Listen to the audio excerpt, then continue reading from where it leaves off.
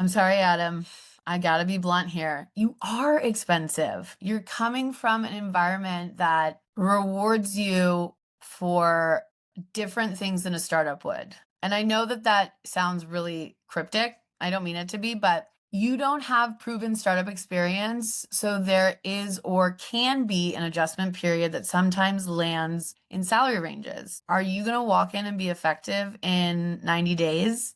If you're building something from scratch, where a larger organization, you would be impactful in 90 days because you're not building it from scratch. So, in a sense, you're impacting the business faster, so you are worth more. I don't like the way that I answered that, but I guess that's a way to look at it.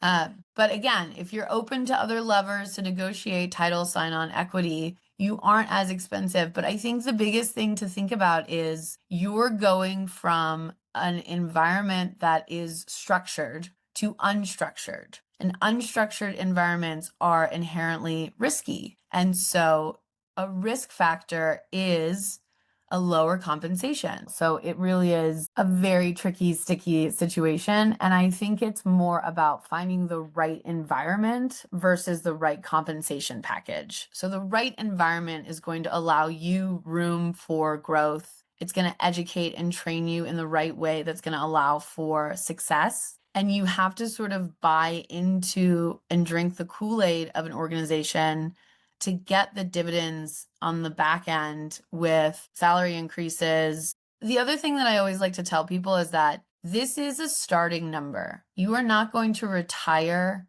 from this job at this number. So while it is a negotiation, and I'm saying all these things about know your worth, and if it's 5 to 10K and it's really going to be an opportunity for you to grow your career, challenge your status quo, learn something new, quantify that. What does that mean to you? How are you looking at your own growth and trajectory?